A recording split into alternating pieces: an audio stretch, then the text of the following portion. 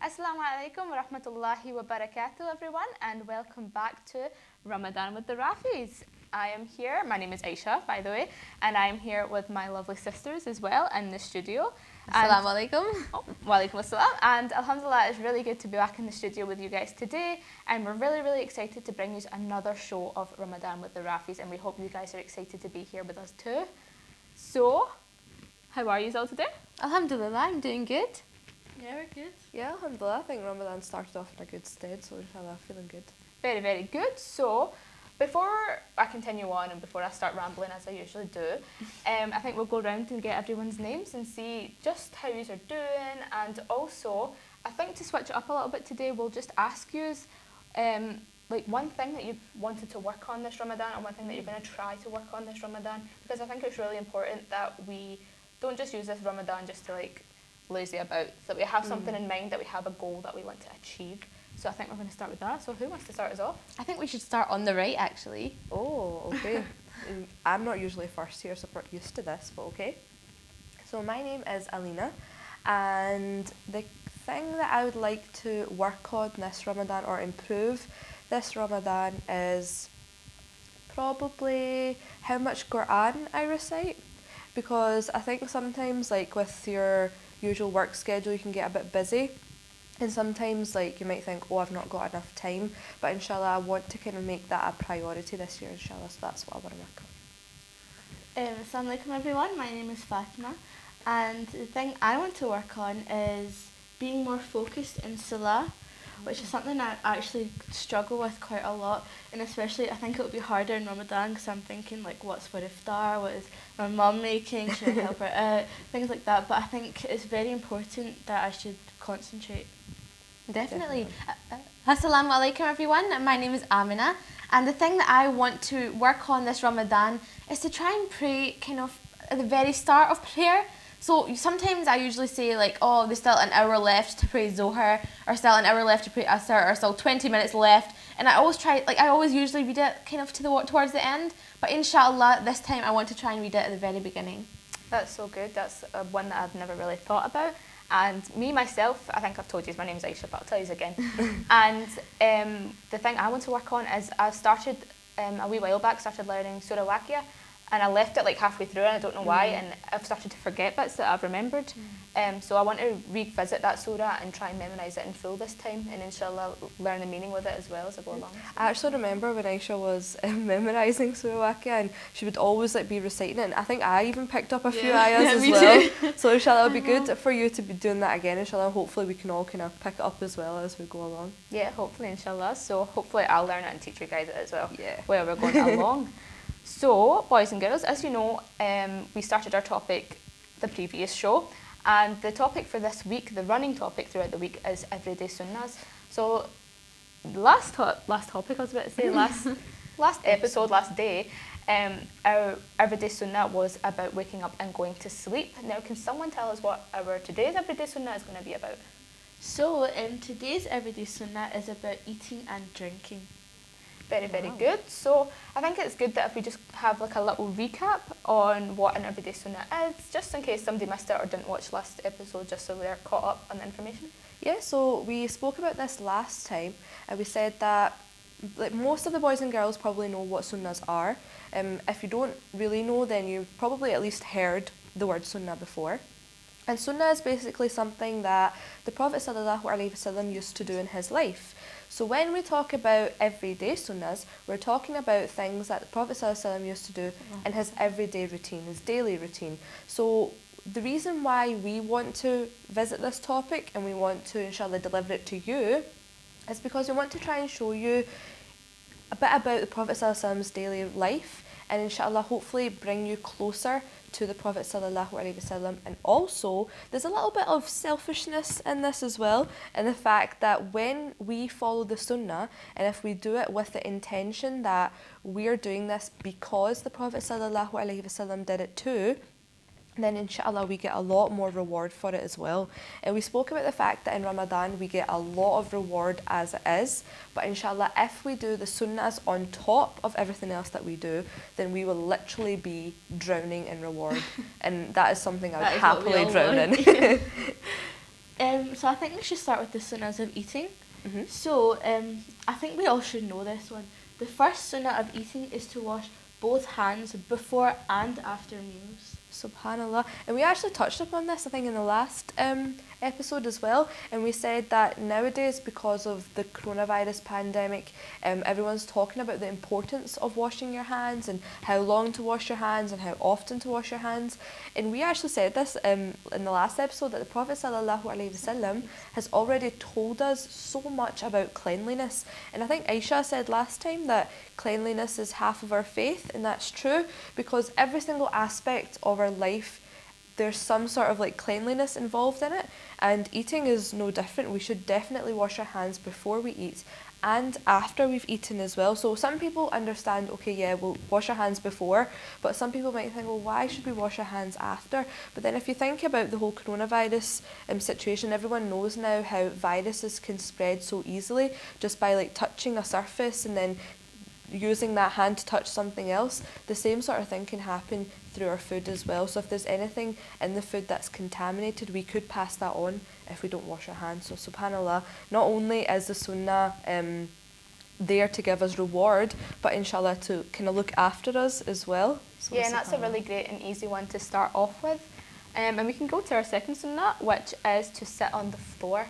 Oh. And I think this is one that a lot of times, especially if you're like from like a Middle Eastern country or a Middle Eastern background, people are used to sitting on the floor. They're usually used to sit on the floor and eat. True. And I know like sometimes your mums and dads would be really good at sitting on the floor, but I know sometimes if you go to try it, because I know sometimes I've tried to sit on the floor and eat. Your legs hurt after like 5 minutes. No, yeah, exactly, and your legs get sore.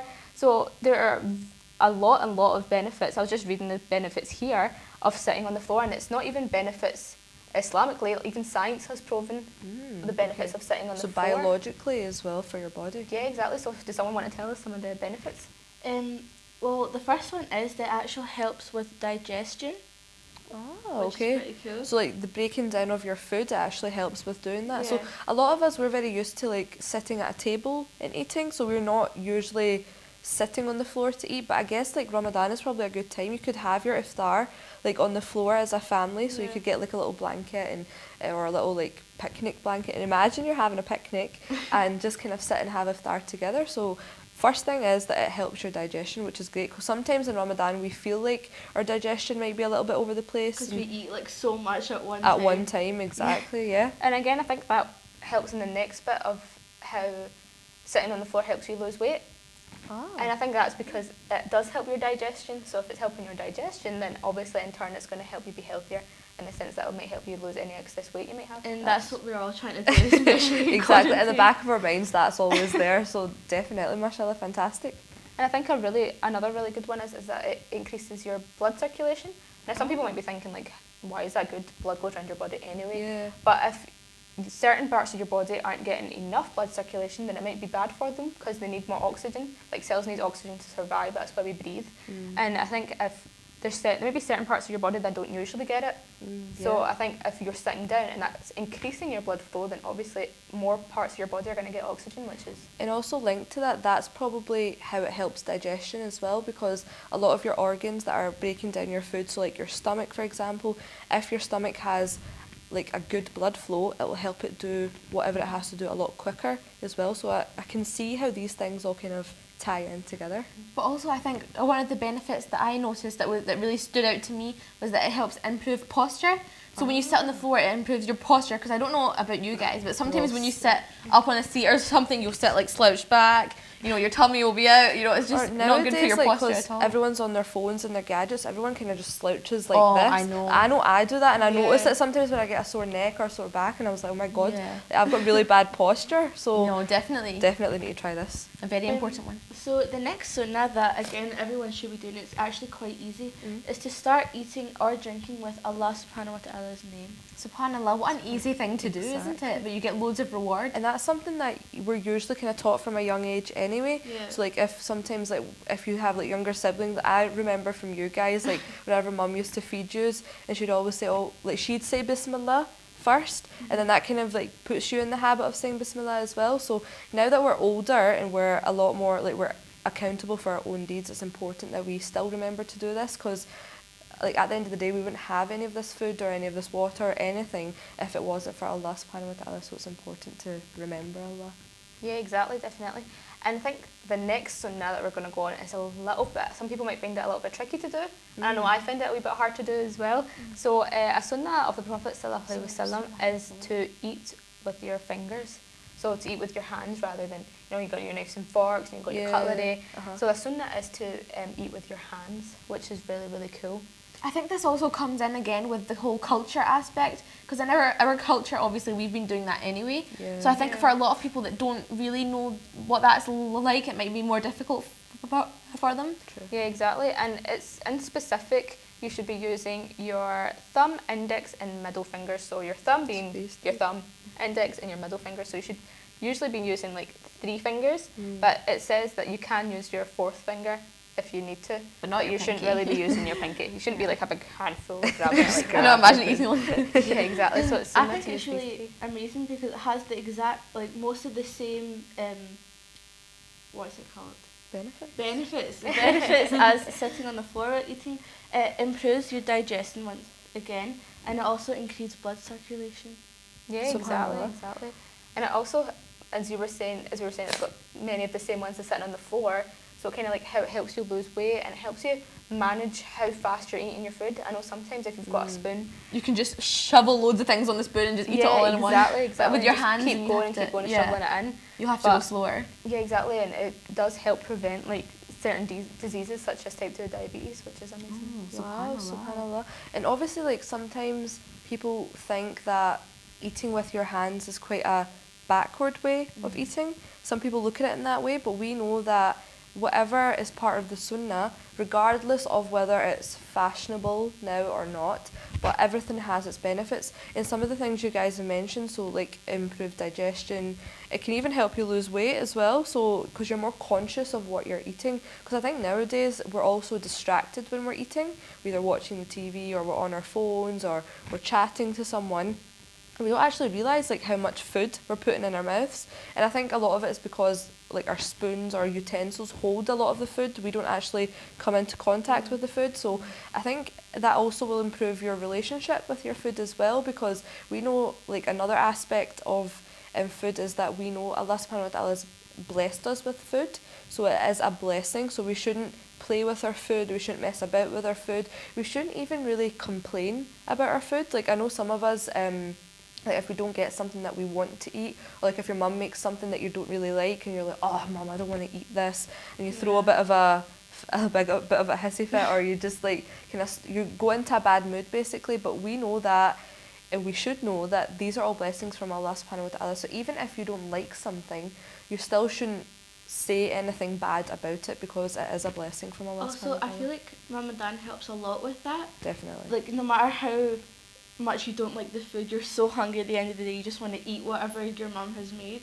And it makes you appreciate the fact that like you did have to wait for this food. So every kind of food is a blessing, because usually when we're just kind of munching away, we don't think about food that much. Like we just think about, oh, I want that, I'll eat it. But in Ramadan it's more of, you're taught of that patience, and you're taught to kind of distance yourself for some time to inshallah hopefully make you appreciate it a bit more as well. Yeah, so I think that's something we can all practice with Ramadan, is trying to eat with our fingers, like our 3 fingers. Yep. Which would be really, really good to try and implement.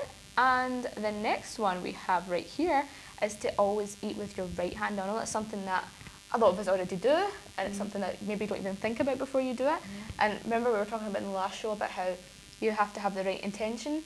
Like you're not just doing something because you normally do it. If it's something that you're doing because you're following the sunnah, then you'll get much more reward for it, because you're making the intention that the reason you're doing it is because the Prophet ﷺ used to do it, which I think is really, really good. So you should be eating with your right hand. However, if you want to use your left hand and simultaneously, I think that's the right word to use, at the same time, so simultaneously with your right hand, then you can do that as well, so long as like your right hand is your main hand. Yeah, so sometimes if like you're picking up a glass of water and you know like the glass might be a bit too big for you to hold with one hand, or you're scared that you might drop it or might slip from your hand, so it's okay to use both of your hands to drink, but usually if you are just using the one hand, you should use your right hand. I think that usually comes quite naturally to someone who is naturally right-handed, exactly. but Yeah. for some boys and girls who might not actually be right-handed and they naturally go to get things with their left hand, it might take a bit more kind of conscious effort. You have to actually Exactly. think, oh, I'm going to eat, so I should use my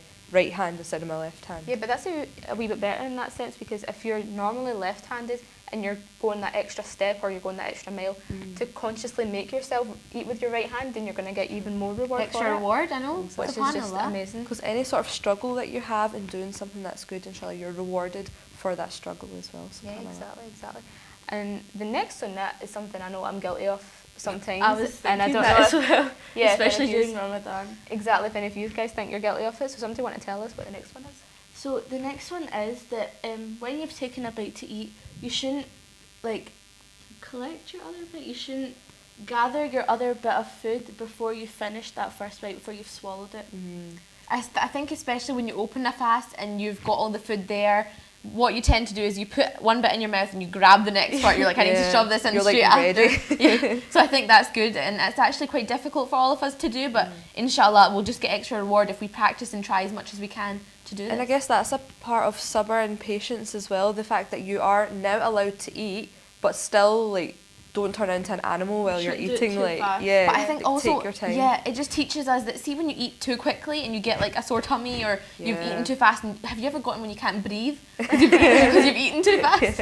I don't know if it's just me, but it just teaches you to just take it a bit slower, because then it's just more beneficial in the long term. You're talking about having a sore stomach. That happened to me last Ramadan. I clearly remember it, and I think I must have eaten too fast. Like I think it was like fruit salad or something. I literally like, finished the whole plate. Then afterwards, I was like, oh no, I can't eat anything. Like we had I such a know. sore It's hard stomach. to do tarawih as well. Yeah. Yeah, Oh, and then that's my a mum said to me, struggle. my mum was like, well, your stomach's not had any food in it the whole day, and all of a sudden, like in the last like in a space of 5 minutes, You've stacked like up. stacked this, and I was like, oh yeah, that's true. I know. You should think of things from your like stomach's point of view as well, and that's why I think sometimes in Ramadan, like you begin to kind of appreciate your other like organs as well, because you think throughout the entire year, right, no matter how good you are, even at dieting, right, you don't give like your organs a break, really. Like your stomach and your liver and like all these organs are always working, but those few hours in Ramadan when we're not eating, these organs actually get a chance to have a break.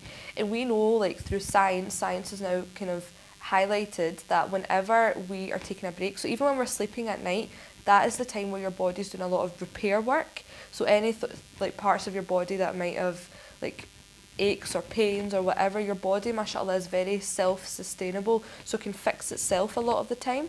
And even in Ramadan, when we give our stomachs and our other organs some like respite, some space, then that is when they can kind of fix themselves as well if there's anything kind of going wrong in your body as well. So And I think it's amazing because just like the first two sunnahs, this actually aids in weight loss. It helps you lose weight. mashallah. So So all of us that have been complaining that we're not losing any weight in Ramadan, I think Maybe we've been this is doing this why. all wrong. I think we've been I know. eating all wrong. So inshallah, I'm going to try and use these things, inshallah, use these tips and see if we can budge a little bit And I of think weight. that's just because if you're doing it when at like one morsel at a time, so you get your first bit of food, then you're waiting, you're getting the other bit of food. It also teaches you like to be patient, not to like be greedy and just keep going and go really, really Yeah. fast. And I also think that also makes you get fuller faster. So like, Yeah. because you're obviously taking your time, you're thinking about what you're eating. Before you would just guzzle it all down because you know you're hungry, you know you're not eating all day. But when you do it one by one, then you're consciously thinking about it, and that obviously will make you fuller because you're thinking And you about it. probably would eat less as well, because I've noticed, like, see the few years where we've just had like some dates and then we've gone to pray Maghrib, then come back to have iftar. Like, you don't really feel as hungry as if, like, for example, if you were just to have all of your iftar in one go, you feel a lot more like, oh, I want this and I want this and I want this. Whereas if you take a wee bit of a break and then come back to it, you actually don't feel Like just as that hungry. one day will make you satisfied. Exactly. So the next sunnah is that you should recite a dua after you have eaten. So do you want to recite the dua? for us? Okay, so a lot of the boys and girls probably already know this dua. So it's like we're saying, like a lot of this stuff is probably just revision. But in case you don't know, inshallah, you can always Google it and look it up. And I think Ramadan would be a perfect time to learn this dua if you don't know it already. So the dua is Bismillahir Rahmanir Rahim. Alhamdulillahi alladhi at'amana wa sakana wa ja'alana min al-muslimin. Ameen. So can anyone tell us what this means? Because not all of us speak Arabic, so if anyone can give us an idea. It means all praise belongs to Allah, who fed us and quenched our thirst and made us Muslims. Subhanallah. So if you think about it, right, not even just in Ramadan, just in general, right, when you're hungry or when you're thirsty, like we were quite hungry yesterday, remember we had quite a late lunch, and like when we had like our food, we all just kind of went, and we just kind of took like a sigh of relief, and you do kind of feel like, because your body really wanted something, and in this dua all you're doing is you're thanking Allah subhanahu wa ta'ala for the food and the water that's just kind of put you at ease. But I think the thing that I really like about this dua at the end is you're also asking Allah subhanahu wa ta'ala, or you're thanking, Allah subhanahu wa ta'ala for making you Muslim. And that, I think that's something that we don't do often enough. Like we just take that for granted. We're like, yeah, we're Muslim, it's Ramadan, this is just what we're doing. But we should actually, that is something that we should be grateful for as well. The fact that Allah subhanahu wa ta'ala has made us Muslim. Because we wouldn't be reading that dua if we weren't Muslim. We wouldn't be fasting if we weren't Muslim. Exactly. Like all of it, we wouldn't have like this appreciation for things the way that we do. And we know that inshallah in the next life as well, that being Muslim, inshallah, we will be inshallah people of Jannah as well. So all of these things are, all these blessings are interrelated, and we should make sure that inshallah we can appreciate them as well. That might be one for your gratitude garden as well. That's exactly what I was going to say. You never know. I just think it's amazing because just like the dua for waking up and sleeping, that this one is so short. It's just one line. Exactly. Like, it's so easy to learn, and you should try and like teach your mum, your dad, your siblings, and you'll get that extra bit of reward. Exactly, because I know like a lot of the boys and girls who probably go to masjid or madrasa, they learn lots of surahs, or even like some of the boys and girls might be doing like hifz of the Quran, so memorising the entire Quran off by heart. So if boys and girls, mashallah, are capable of doing that and your memories are so strong, then little du'as like this are just piece like of cake. It's just like, you know how like when you've got a beautiful cupcake and you just kind of put the last kind of sprinkles of like hundreds of thousands or whatever you want to put on top, and you just make it look perfect. That is what these du'as are like it's just like the icing on the cake, like the thing that can inshallah, it could be like the one thing that inshallah on the day of judgment could inshallah make your good deeds pile even bigger than what you had thought it would be. Yeah, definitely, exactly. So I think that's quite a lot of sunnahs that we have for eating. So I think we'll just jump right on, and we'll just start just before the break. We'll just start the sunnahs of drinking and maybe get through a couple of them. So the very first one of sunnahs of drinking is to sit and drink. Now I know sometimes you might just be like really, really thirsty and you just guzzle it down, and then your mum or your sister or like someone might tell you, oh, you should be sitting down and drinking. And sometimes you just forget because you just get so thirsty, especially if you just came in after like playing outside, or like you just came in for a run or something. You just want to guzzle down all this water, but you should really take your time and be patient with it, and you should just sit down and drink your water. Does anybody know why we should, or want to expand? I think the important thing in all of these things is that everything that we're taught to do is in a very civilized way. Like we shouldn't do anything that makes us look like we're greedy or makes us look like we're taking things for granted. So I think a lot of these things, when it comes to water or when it comes to food, we're always taught to take our time. And I think when we take our time, that's when we appreciate our blessings a lot more. And another thing with water is like if you drink it too fast, sometimes it can go down the wrong pipe and you can choke on your water. So all of these things, mashallah, are blessings. And even if you learn a little bit about biology, and there's like a little flap in your throat, and when you're drinking water it covers your windpipe so that you don't obviously choke. But sometimes if you do it too fast, it doesn't get enough time to cover your windpipe, and that's how sometimes you choke. So all of these things, mashallah, are there to kind of look after us at the same time, inshallah, give us reward. Yeah, exactly. And like the sunnahs of eating, the sunnahs of drinking have lots of like biological things behind it and why it's good. And one of the ones that we have written here is that when you drink water, when you're from a glass or from a bottle, when you're sitting down, the nutrients reach your brain and boost its activity much faster and much better and much more efficiently than if you could do it standing up. That's true actually, because when you're standing up, that water has to go like from top to toe basically, but whereas when you're sitting, you're not using your lower body muscles, so the water can get to your brain and stuff much quicker. Yeah, exactly. Another sunnah to help with not drinking too fast is to drink in odd numbers. So that means to take 3 sips at a time, which this will help during Ramadan as well when you're so thirsty. You just want to gulp the whole glass down, but you should take 1 sip and then wait, take another sip and then wait, and another one. But I think again that just reiterates the fact that we need to be patient as Muslims, and patience is the best thing. And obviously if we gulp down a big glass of water, we're going to either choke or it's just going to not be as beneficial. So if you just take 1 small sip, take a breath, another small sip, and just take it one by one, it will make it a lot better for us, inshallah. Definitely. And the one that was very similar to the sunnahs of eating is to do it with your right hand. Now we know as Muslims we like to start from the right hand side, we like to do things with our right hand, so even when you're drinking, just the same as eating, you should be doing it with your right hand. And obviously if you need your left hand for some help, then that's fine, but it should be primarily your right hand. Another one is just like eating. Before you drink, you should say Bismillah, but after you drink, you should actually say Alhamdulillah as well.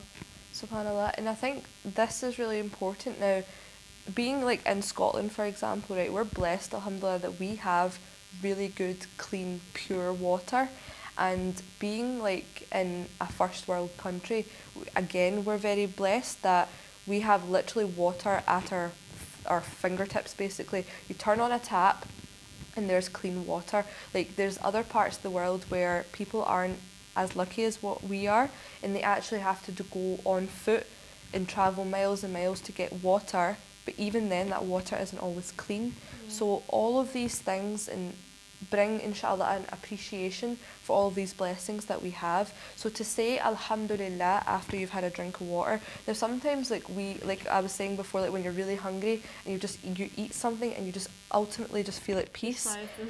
That peace, when you feel that peace, that is where you should thank Allah subhanahu wa ta'ala, because if Allah subhanahu wa ta'ala didn't bless us with these blessings, we could easily have been in the same case as some other people around the world where they don't have these blessings, or they have to travel miles and miles and miles for before water that isn't even clean. Exactly. So there is no way that we can thank Allah subhanahu wa ta'ala enough for all the blessings that we have. And that's even an ayah in the Quran as well, where Allah subhanahu wa ta'ala asks us, like, which of my favours can you deny? There's nothing that we can say, oh, Allah subhanahu wa ta'ala, we can't like point fingers at Allah subhanahu wa ta'ala and say, oh, I don't have this or I don't have that. Like, we have so much. And I think water is one thing that we don't realise. Like, sometimes when you go to other countries and you can't drink the water there from a tap, so you think like, oh, I need to buy bottled water, or I need to... exactly, you have extra precautions. Yeah, and it's so much more work. Yeah, thank you very much, Alina. So I just had to cut you off there a little bit, only because we are going to go for a short break, and can't wait to see you afterwards. Hope you join us then as well. So Assalamu alaikum. Assalamu alaikum, and welcome back after the break. I hope you have had a fun break, and you came and joined us again, which is very, very good. And we're going to, without further ado, without me rambling on again, we're going to go straight to our Dr. Dean's surgery for spiritual needs. So let's see what's going on over there. Assalamu alaikum, boys and girls, and welcome back to Dr. Dean's spiritual surgery. Now, as we said in the last show, my spiritual surgery is really, really busy. And I feel like more so now that Ramadan has started, people are realising more and more about their spiritual aches and pains. So when me and my lovely assistant thought we were already busy as it was, our cases have been coming in and piling up, and there's so many things that we need to try and address. But don't worry, boys and girls, inshallah we will get through all of them, and inshallah we'll try and help you get rid of your spiritual aches and pains. Now, I think my lovely assistant has a new case for us today. Now this, I believe, is very interesting. So can you please, Fatima, give us a bit of information about our patient of today? Okay, so today, Dr. Dean, we have a young 12-year-old boy, and he's saying that whenever he eats, he's always hungry. He's still hungry after he eats. So he's just had his meal, but he's still hungry? He's still hungry. Okay. So how do we fix this? Now this is a very interesting case, but one thing that I'd like you to tell this patient is that it's actually very common. Now that we're in Ramadan, inshallah, we will begin to appreciate not only our food a lot more, but inshallah how we eat. and how we carry ourselves when we're eating a lot more as well, because we know from the Sunnahs that not only is it important how we actually eat, but it's important how we act when we're eating as well. So I think I have some points, some tips for this patient. So if you don't mind, if you can kind of jot these down for me, and inshallah make sure that this patient gets this prescription. Now, first things first, boys and girls, some of you might be thinking this as well. Maybe not so much in Ramadan, because in Ramadan we just kind of feel hungry most of the day, sometimes, some of us. But sometimes out with Ramadan, you might feel like you've just had a meal, you've just had something to eat, but you still feel hungry. Now, there's so many things that can be involved in this, but I think the very first thing that I'd like you to tell this patient as well is that it's important when we're eating that we're not distracted. Now, a lot of the time you might think, I'm not distracted, I'm just having my food, I'm just watching my favourite TV show, I'm just watching Ramadan with the Rafis, I'm not distracted. But what's important is that when we're eating, we focus on what we're eating. Because when we focus on what we're eating, that's when our eyes make a connection with our tummies, and they're both connected and they talk to each other, and your eyes say, do you know what, you've had that whole plate of food. I think that's about enough now. But if your eyes aren't on your plate of food and your eyes are elsewhere, or you're listening to something else, or you're talking to someone else, your eyes and your stomach don't have that connection. So it's very important, first and foremost, that we're not distracted. So cut out your distractions, inshallah, when you're eating. Now, number 2, and I'm actually very grateful for you guys for inviting me on for this episode in particular, because you've just spoken about the Sunnah ways of eating and drinking. Now, I kind of feel a bit like you've stole my thunder, because that was what I was going to tell this patient. I was going to tell this patient, make sure that you follow the Sunnah ways of eating and drinking. Now, within the Sunnah ways of eating and drinking, there's loads of points, mashallah, you guys have touched on them already, and if you've missed it, it was in the first half of the show, so inshallah make sure you catch up.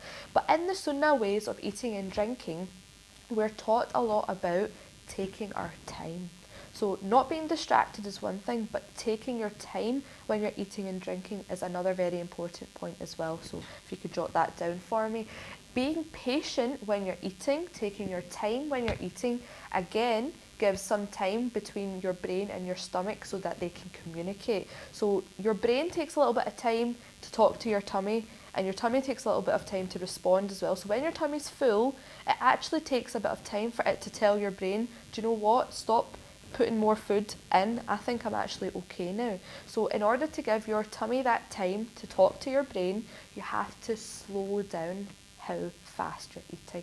Now, I know as Scots folk, as Scottish people, we talk really fast, and I'm assuming we probably eat quite fast as well. So inshallah, we can all try to slow down our eating as well. Another very important part is that we need to make sure that we respect our food. So by respecting our food, I mean that we don't chuck our food about, or we don't have food fights that we see some people do and just waste your food. And even when you have a plate of food, for example, and if you know you won't be able to eat all of it, instead of putting it to waste, or instead of just leaving it there for someone else to put in the bin, ask around and make sure someone else might want the last bit of your food, and try your best not to waste it. So it's important that we respect and appreciate our food, because we spoke about this I think last time as well, or I think you guys spoke about it earlier, that our food and our drink are blessings from Allah subhanahu wa ta'ala. Now, the important thing to remember, boys and girls, is although these are blessings from Allah subhanahu wa ta'ala, they will only be around as long as we appreciate them. Because Allah subhanahu wa ta'ala has the power to take all of this away from us if He wanted to. Now, obviously, we pray that inshallah that never ever happens, but that could happen if we don't respect our food. Allah subhanahu wa ta'ala could think, why am I blessing this person with so much for them to enjoy when they don't even respect their food, they don't even thank me? So it's important that we keep that in mind as like well. You said last time, like if you give someone a gift and you say, like, I'm going to come, not a gift, but if you give someone something to look after and you say, I'm going to come back in a week, can I get it back the way I gave it to you, and it's broken? Exactly. That's exactly what this is like. Exactly, it's perfect. You have to look after this blessing that Allah subhanahu wa ta'ala has given you. And another point that I think you guys touched upon as well. Like I said, they stole my thunder. So another point that I was going to tell the boys and girls, but I'm just going to tell them anyway because it's still very, very important, is the fact that when we are about to eat or about to drink, it's really important that we say Bismillah. Because some of us, when we get older, we forget these things. That when we're younger, we're quite good to get into the habit of saying it. Once we get older, I don't know what happens to us and we forget.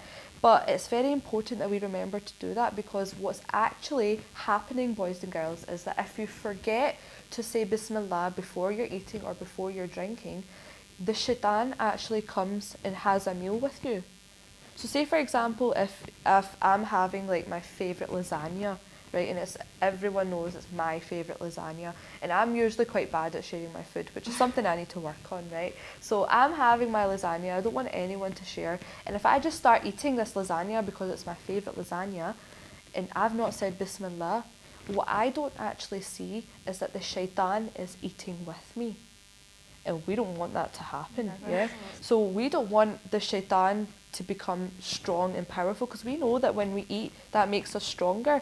We don't want our shaitans to be strong. We want them to be weak, so that they can't whisper in our ears and they can't lead us to the wrong path. So it's important when we're eating and we're drinking that we don't give the shaitan a moment to come in and steal our food and steal our blessings, because these are blessings from Allah subhanahu wa ta'ala. So guard your blessings, boys and girls. Say Bismillah before you are going to eat or drink. And I know a lot of the time, I know this happens to me, because see, when you're in school and you're like getting ready to talk to your friends, maybe you're in different classes, maybe, and you're all getting meeting up back up together, and you just have lots of different conversations. You need to tell people what happened in your class, and you just start eating and you're listening to other people's stories and you're telling people your own stories, and it's sometimes you just forget that you have to say Bismillah. I know it's happened to me a couple of times, and then it gets to a point where your conversation is finished and then you think, I've just finished all my sandwiches and I've not even said Bismillah. Exactly. And then you realise after, when you're still hungry, yeah, exactly. Maybe the shaitan just ate all your sandwiges. So whether you had sandwiches,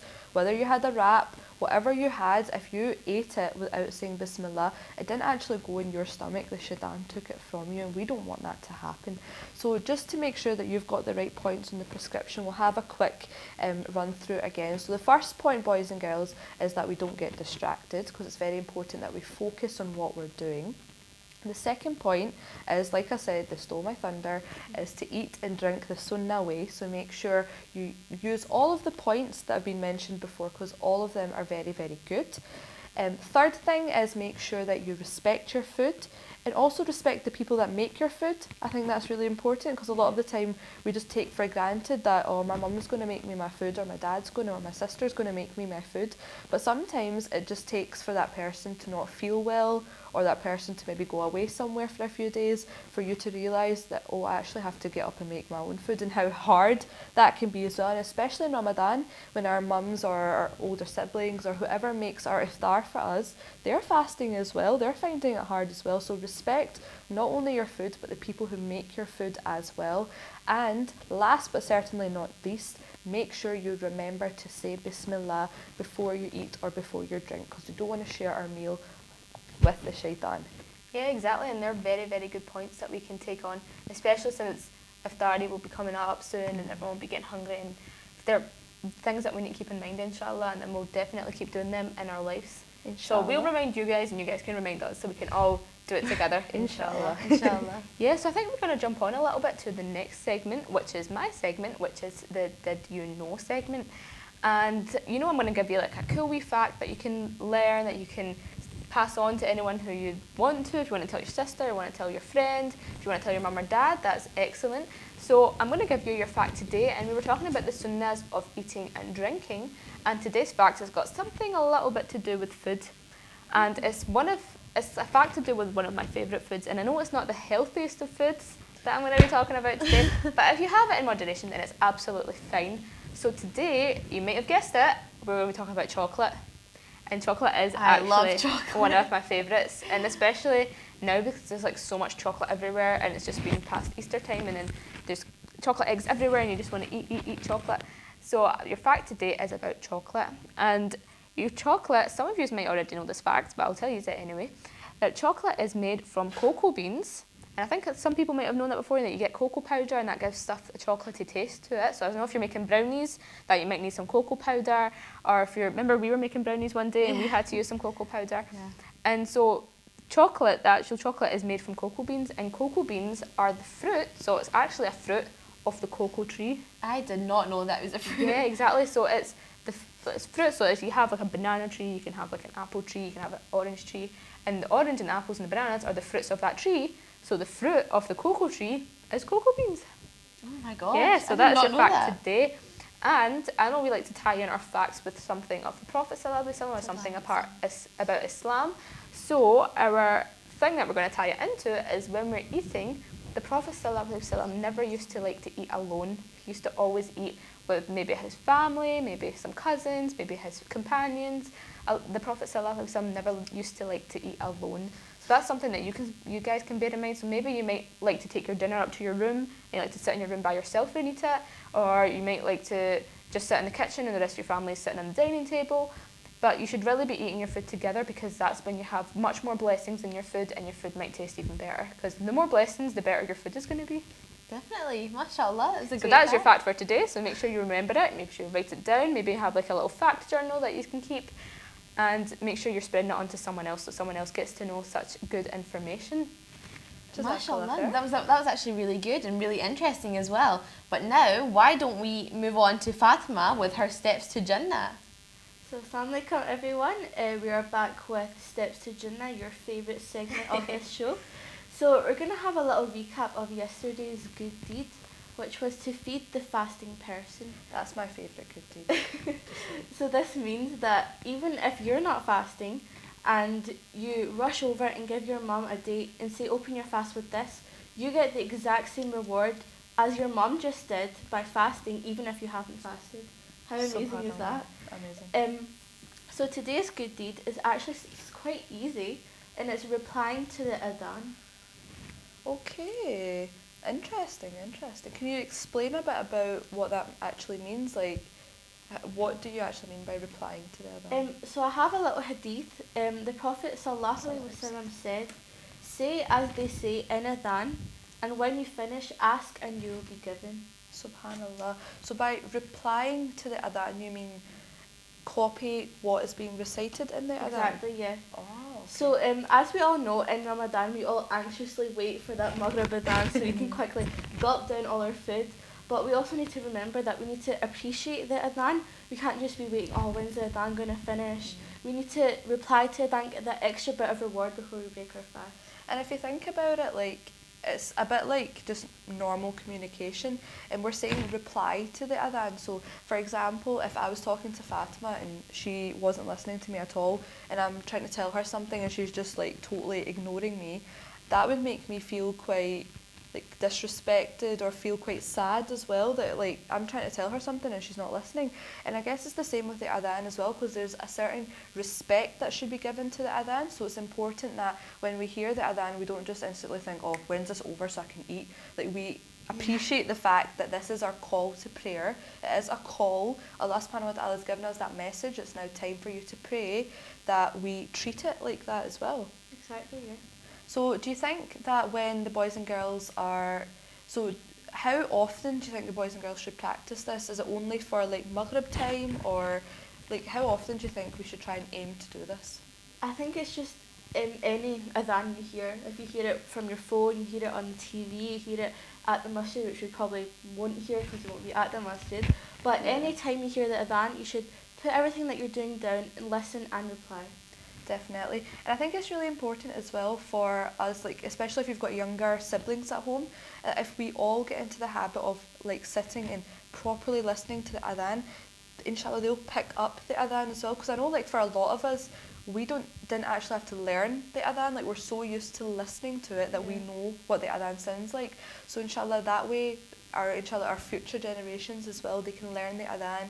And especially if there's like young boys, for example, in the house, inshallah they can grow up to be like the next mu'adhins that will give the Adhan in the masjids as well. And I think the second part of that hadith is really interesting, because it also says that, and when you finish, ask and you will be given.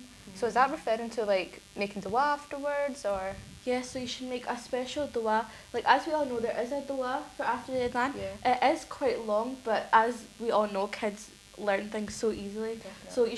So you should learn that dua, but even after that dua, you should ask for forgiveness, especially about the ashuras. Yeah. The 3 different themes of the ashuras, you should ask for Exactly. those duas. So take some time basically after the Adhan as well to make your own like personal du'as and kind of just use every opportunity that you can get to ask Exactly, Allah yeah. subhanahu wa ta'ala for what you want. Jazakallah khair, Fatima, thank you. So now I think, boys and girls, I think we're having a bit of an argument between us in the sense that we're all debating who's got the better segment here. But I think, I mean, Fatima claims it's hers, but we'll let her have that. But I think that it's really important, like the next segment is really important, and that is Amna's segment, which is Gratitude Garden. So what we'll do is we'll let you listen in to Amna and you can make up your own mind whether whose segment is more important or better, inshallah. I totally agree, actually. I think mine is the most important, but, you know, we'll debate that later on. Assalamu alaikum, everyone. My name is Amina, and I'm going to be taking you through another segment of Gratitude Garden. In our last show, we had already done one of our gratitude flowers, as you can see here. And the thing that we were grateful for, well, the thing that I said I was most grateful for that day was my family. Because I said that I'm always in the studio with my sisters, and I'm really grateful for my parents and all the work that they've done for me as well. So I wonder what all of you boys and girls have done for your first gratitude flower. But now we're going to move on to our second one. Okay, so first of all, what I need you all to do is make sure you've got your mini garden with you like I have. And also remember to get your little cutout as well. Remember, you can either draw a flower on your own, or if you're not as creative as we are, and you can't really draw it as well, then you can print out a little template like I have over here. Now, before the show, I actually coloured one in and decorated it all nice, but so that I can be ready for today's show. And I know you really like your decorating. I love decorating. I know. So I've done it as beautifully as I can. I've got a little flower ready to go. And today I was trying to think about what thing I'm most grateful for. And alhamdulillah, I had so many things in my head. And there was so many that I couldn't even think of what to do. But then I was thinking, and as we were discussing our topic, and we said the dua about, you know, we need to be thankful to Allah for the water that we have and the food. And also, what was the last part of the dua, guys? What else should we be thankful for? For Allah subhanahu wa ta'ala making us Muslim. So I thought, what better way in this show, when we've talked about it just a few seconds ago, to do our next flower on being grateful for being a Muslim. So what I'm going to do is I'm going to take my pen and I'm going to write down Muslim in the center of my flower, and inshallah we're going to add this into our garden. Now, boys and girls, what I think is really important here as well is that obviously this is Amna's gratitude garden, and we're all kind of like contributing to it. But inshallah, when it comes to our live shows, we'd love to hear how your gratitude gardens are going. So obviously we might not be able to see them, but you could always like send us pictures, inshallah. We'd love to see them. But we'd like to hear the kind of things that you guys are grateful for as well. You don't necessarily have to copy us or copy Amna, because you'll all have like your own things that you're grateful for. Inshallah, we'd love to hear how you're taking like your own take to it basically, and you're making it like a personalised and individual gratitude garden. And definitely, and I was also going to add that you don't need to do it on your own. Tell your mum, your dad, your sister, your brother, call your friend, tell them to make a garden as well. Get as many people as you can to add on little flowers into your garden. Because obviously I'm doing this on my own and I just slowly add a flower at a time, but there's so many things to be grateful for, especially in this special month, that I wish I could just fill this garden and another garden and another garden full of gratitude flowers. So get as many people as you can at home to stick in flowers of their own and one thing they're grateful for the day. But right now, I'm going to stick on my flower, my being grateful for being a Muslim, and I'm going to stick a little toothpick on the end as the stem. So you can get a little toothpick, get some tape, and stick that onto the back.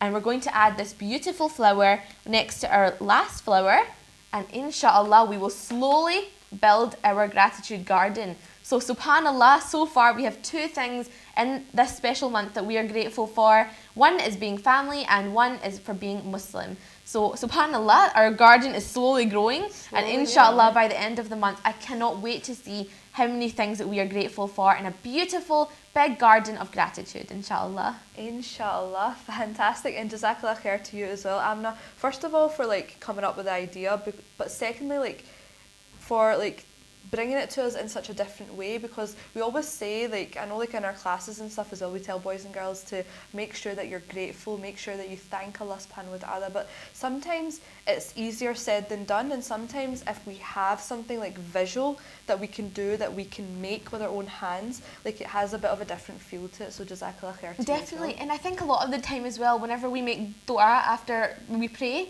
sometimes we say, oh Allah subhanahu wa ta'ala, I'm so thankful for everything that I have.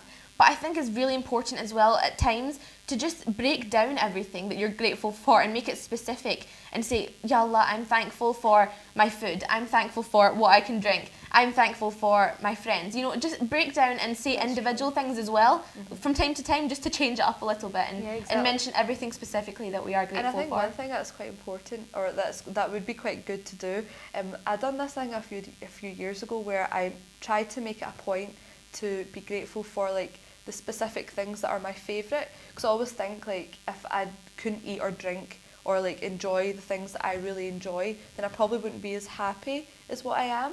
And obviously, like, even your emotions you can be thankful for, like the fact that if you are feeling happy, that's a blessing from Allah subhanahu wa ta'ala as well. The fact if you're feeling peace, especially in Ramadan, mashallah, this is a month of peace and blessings, so if you are feeling that and you're feeling those emotions as well, be thankful to Allah subhanahu wa ta'ala for that as well. That's so true, but can I just add on one thing? I think we should also learn to be grateful for the things that we feel as though didn't go right, but maybe there was a secret blessing in that as well. For example, one day I missed my train, but I thought to myself, oh, you know, I've missed my train, it's really annoying. But I actually thought, well, what if something was to happen on that train that I've missed and it's been beneficial? So we have to be grateful for everything, inshallah. Very true. And there is like a saying, like there's a silver lining to everything, like everything does have something positive to it, and we're taught that in our deen as well. So again, jazakallah khair to you as well. So I think just before we kind of get to the end of our show, it's probably a good time to summarise what we've been talking about today. So if anyone's just tuned in, you've missed quite a good show today, so I would go back and watch it if I were you. But we were talking about the sunnahs of eating and drinking. So these are things that you probably already do.